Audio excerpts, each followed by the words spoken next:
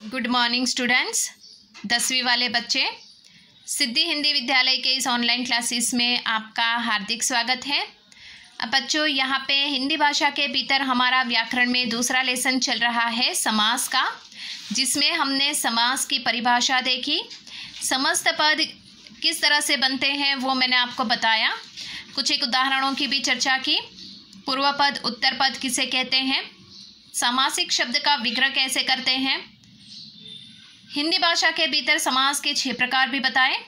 उसमें से पहले प्रकार की हम चर्चा कर रहे हैं तत्पुरुष समास।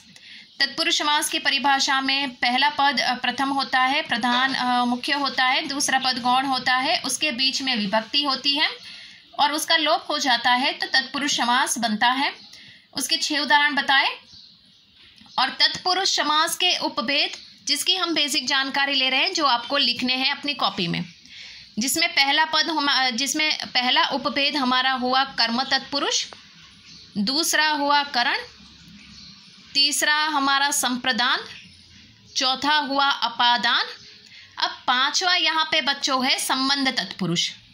तो यहाँ पे आगे का जो है हमने देखा कि उसमें अपादान तत्पुरुष में हमें क्या याद रखना था, से परसर्ग हमें याद रखना था। वो निकल जाएगा अर्थात उसका लोप हो जाएगा तो हमें समस्त पद मिलता है।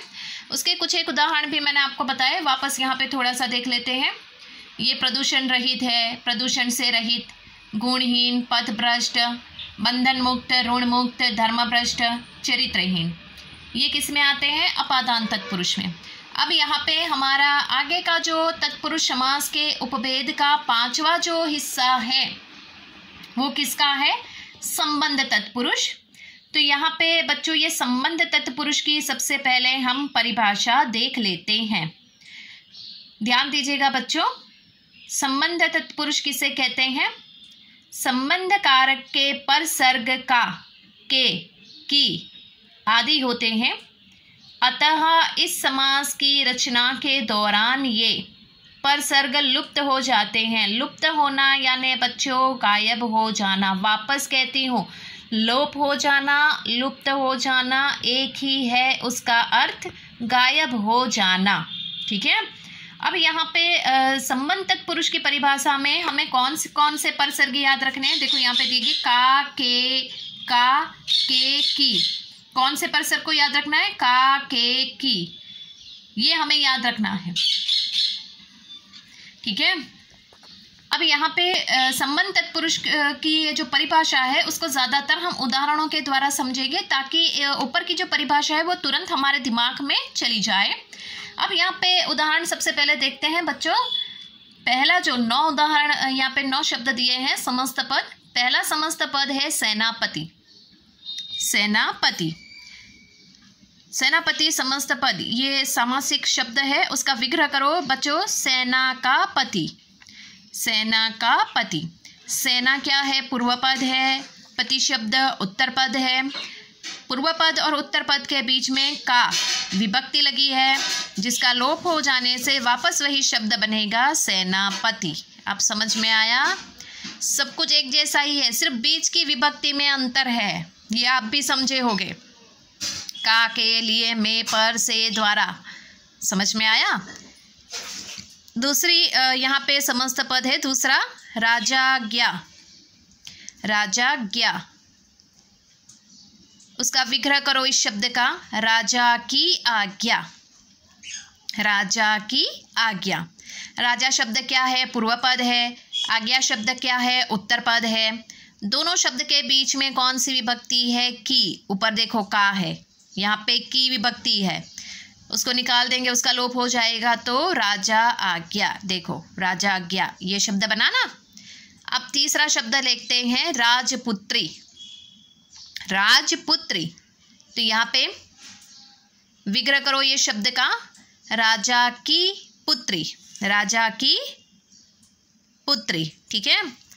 अब यहाँ पे राजा की पुत्री, तो यहाँ पे राजा शब्द क्या है, पूर्व पद, पुत्री शब्द उत्तर पद। दोनों शब्दों के बीच में यहाँ पे की विभक्ति है। की विभक्ति का लोप हो जाएगा, मतलब हम उसको निकाल देते हैं तो राजपुत्री। अब समझ में आया। अब ये आगे का उदाहरण देखो, पवन पुत्र। पवन पुत्र। तो पवन, विग्रह करो ये शब्द का, पवन का पुत्र, पवन का पुत्र। पवन शब्द क्या है यहाँ पे? पूर्व पद। पुत्र शब्द क्या है? उत्तर पद।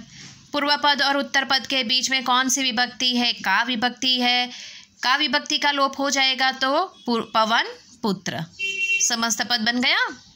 उसके बाद आगे का उदाहरण देखो, प्रेम सागर। ये समस्त पद का विग्रह करो बच्चों, प्रेम का सागर। ठीक है, प्रेम शब्द पूर्व पद है, सागर शब्द उत्तर पद है। पूर्व पद और उत्तर पद के बीच में जोड़ने वाला शब्द विभक्ति कौन सी है? का। का विभक्ति का लोप हो जाएगा तो वापस वही समस्त पद का शब्द बना, प्रेम सागर। उसके बाद का शब्द है हरि भक्ति। कौन सा है? हरि भक्ति, समस्त पद है। विग्रह करो बच्चों उसका, हरि की भक्ति, हरि की भक्ति। हरि शब्द पूर्व पद है, भक्ति शब्द उत्तर पद है। दोनों पदों के बीच में की विभक्ति लगी हुई है। की विभक्ति का लोप हो जाएगा तो वापस वही समस्त पद बना, कौन सा शब्द? हरि भक्ति। आगे वाला शब्द बच्चों देखेंगे, गंगा जल। कौन सा शब्द? गंगा जल। उसका विग्रह करो बच्चों सबसे पहले, गंगा का जल, गंगा का जल। गंगा शब्द पूर्व पद है, जल शब्द उत्तर पद है। पूर्व पद और उत्तर पद के बीच में कौन सी विभक्ति है? का। का विभक्ति का लोप हो जाएगा तो वापस वही समस्त पद बनेगा, कौन सा? गंगा जल। उसके बाद का शब्द देश प्रेमी, देश प्रेमी।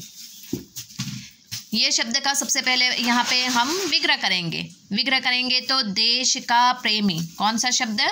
देश का प्रेमी। ठीक है, देश शब्द पूर्व पद है, प्रेमी शब्द उत्तर पद है। दोनों पदों के बीच में कौन सी विभक्ति लगी है? का। का विभक्ति का लोप हो जाएगा तो देश प्रेमी। ठीक है, अब यहाँ पे आगे और बढ़ते हैं। अंतिम उदाहरण यहाँ पे उसका जो उदाहरण है एग्जाम्पल वो देख लेते हैं, भारत रत्न, भारत रत्न। अब यहाँ पे भारत का रत्न विग्रह किया तो ये शब्द का भारत का रत्न।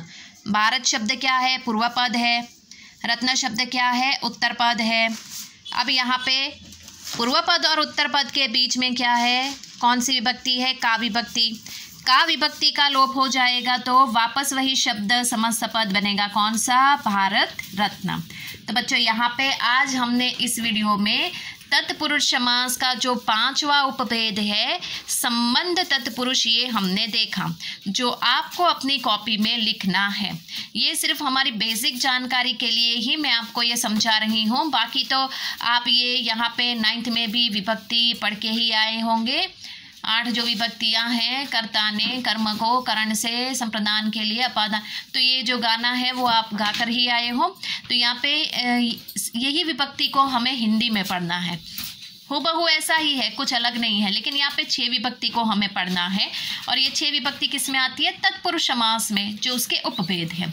अब तत्पुरुष समास के उपभेदों में हमारा एक ही उपभेद रहा है जो कल के वीडियो में, हम उसकी आगे वाले वीडियो में, आने वाले वीडियो में हम चर्चा करेंगे। तब तक ये आपको अपनी कॉपी में लिखकर तैयार रखना है। तब तक के लिए थैंक यू।